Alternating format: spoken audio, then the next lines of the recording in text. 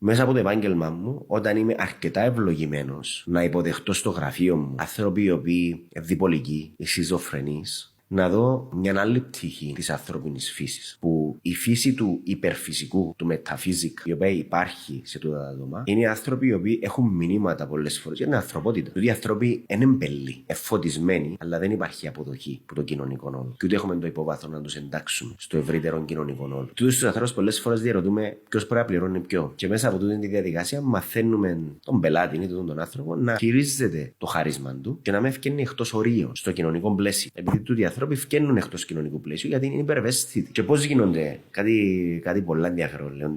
Πώς γίνεται ένας άνθρωπος, ας πούμε, διπολικός, σχιζοφρενής. Όταν υπάρχει ένα τραυματικό περιστατικό στην οικογένεια, ο φυσικός φλοιός του ανθρώπου ανεί. Και ο λόγος που ανεί ο φυσικός φλοιός είναι για να μπορεί αυτός ο άνθρωπος να φεύγει από το σώμα του εξαιτίας του ότι ο φυσικός του πόνος είναι πάρα πολλά έντονος. Τη στιγμή όμως που ανοίγει ο φυσικός φλοιός και κάτω από διάφορες στρεσογόνες συνθήκες, πολλά εύκολο να ξανανοίξει.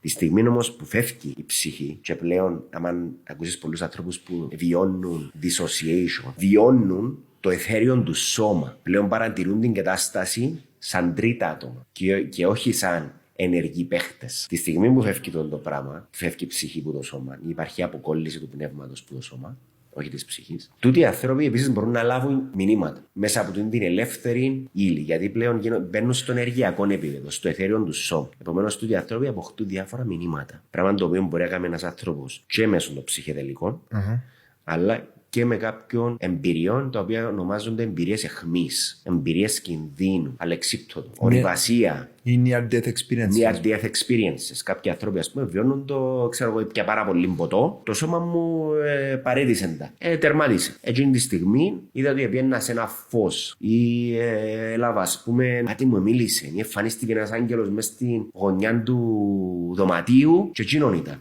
Έφυγε από την κατάθλιψη του αλκοολισμού, πλέον στην υγιή ζωή. Εντός το θαύμα, το οποίο πολλοί άνθρωποι ονομάζουν θαύμα.